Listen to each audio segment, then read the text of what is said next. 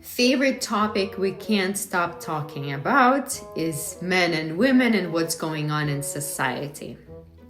The government agenda to confuse us is obvious. I don't think anybody is any longer in doubt about it. But I can't stop thinking what to do about it and how I have contributed to it, and what I could have done different, and what advice I could give to a younger woman going through what I was going through. I am 43 years old. I haven't been married. I don't have any children. I have been single for over 10 years. I don't even want to say for how long. I am residing in the United States. I lived in Canada for 20 plus years, and I travel to Europe quite regularly. What I have experienced, what I have seen in Canada, in Toronto specifically, this madness I have not seen anywhere else. Things gotten really, really weird, I would say, about 15 years ago. Maybe a little bit longer than that, but this is where I saw a dramatic change in the dating dynamics. I wanted to have a family. I wanted to have a husband and children. I haven't come across a single opportunity where I wouldn't have to eat a troll to be married with this person. I'm not saying that I've never seen a man, but what I'm saying is among those that presented themselves that are able, willing, and ready partners, I haven't met a match, not even close. And I wanted to do all the right things. I didn't want to marry for any material reasons. I wanted to like a person. But these are reasonable things. It's ridiculous that I shouldn't even explain it. I wanted to put my heart and also my brain in the relationship. And starting a family is not a small thing. And things gotten very, very weird for both men and women. I do not want to blame it entirely on men or women. So we both are contributing. So we are both genders are confused. And I like masculine, but I don't like toxic masculine. But am I saying that all masculine men are toxic? No. But of course, it's exaggerated to a point where a man, a nice but masculine man, overthinks his actions and thinks that anything he does that is masculine is toxic masculine, where who is really toxic masculine uses this mislabeling to guilt trip women into submission. Basically, don't qualify every man as toxic masculine. I'm not toxic masculine. I'm just being masculine.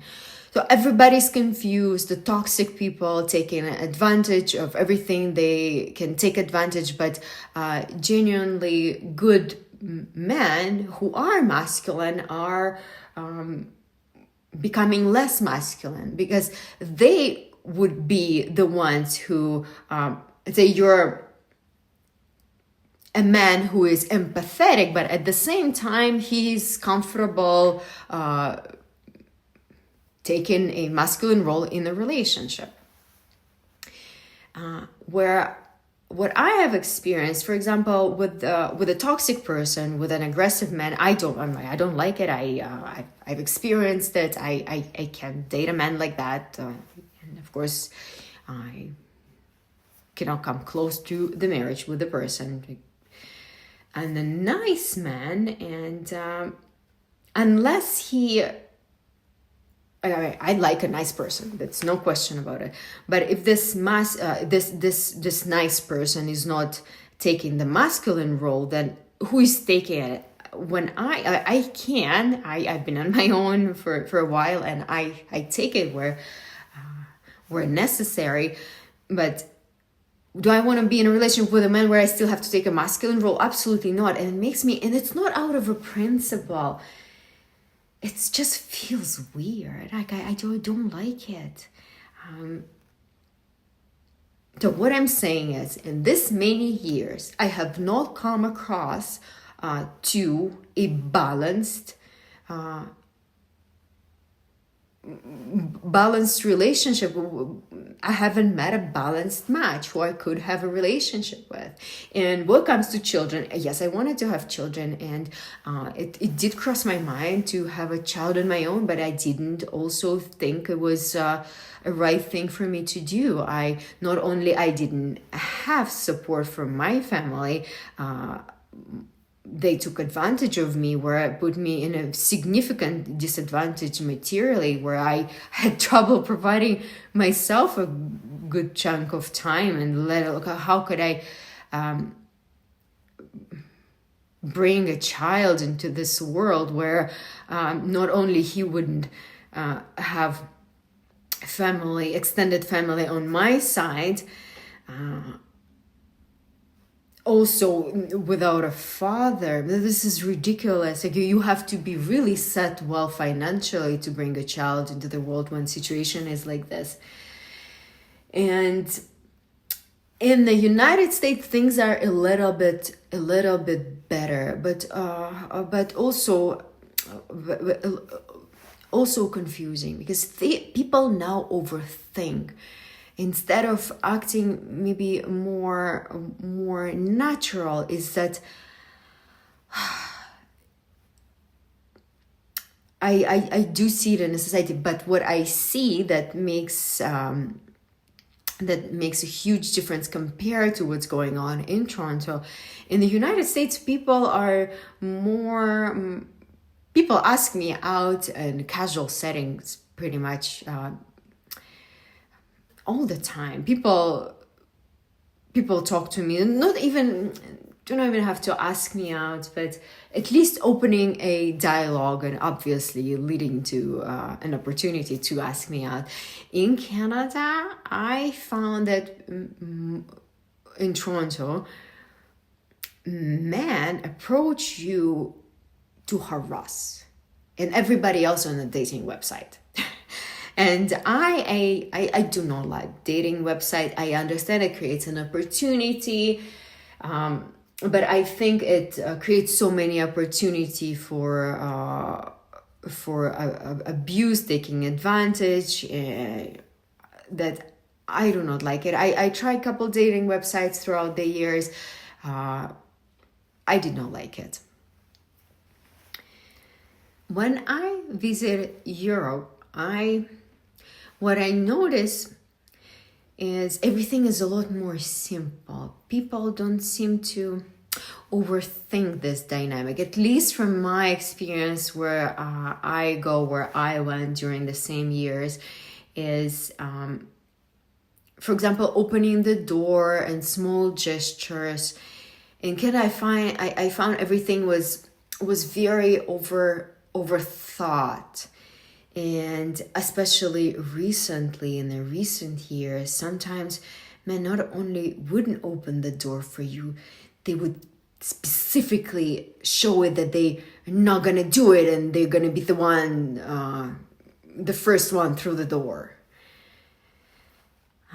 And in Europe, men will either do it or not, and not put too much thought into it. There is not, like, if a man done some kind of a gesture, I'm not obligated to be overly nice to him or go out to him. Not even necessarily anything is going to follow after that. But I find in North America, it's so overthought. A man either does it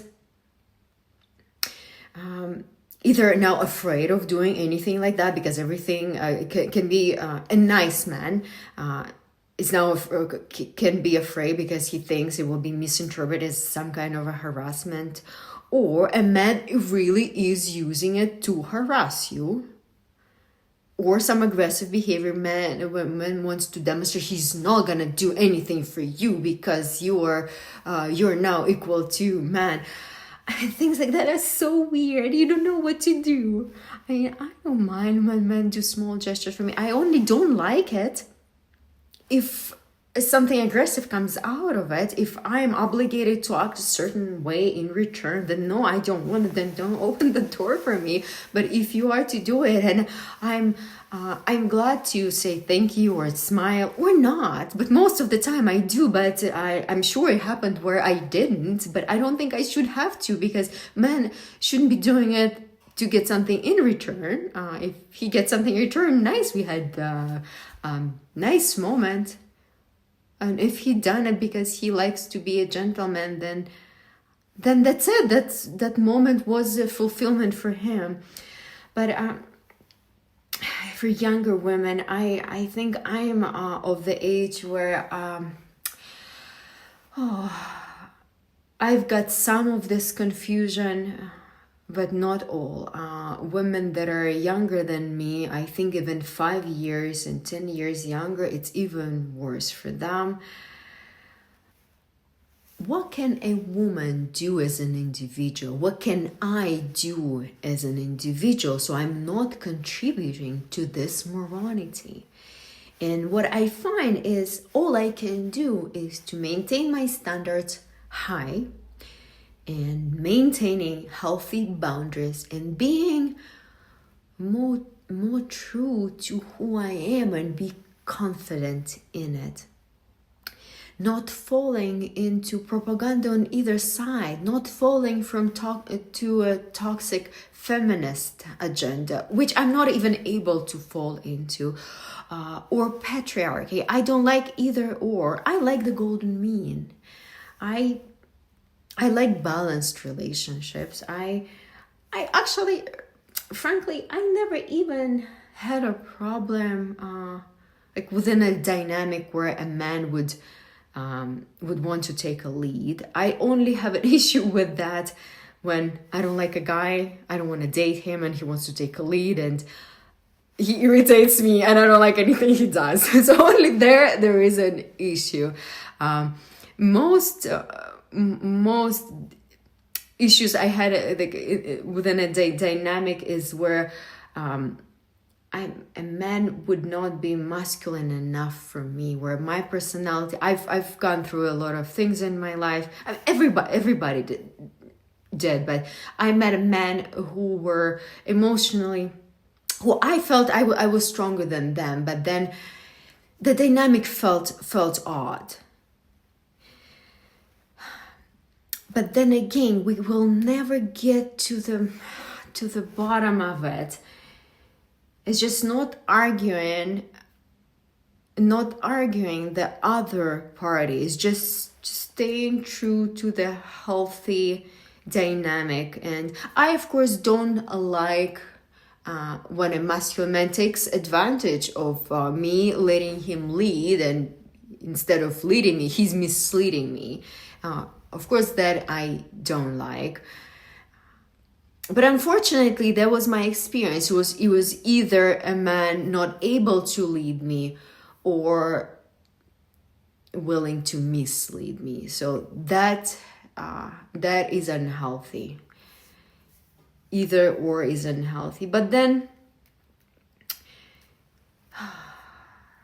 yes, staying true to who you are and not being upset of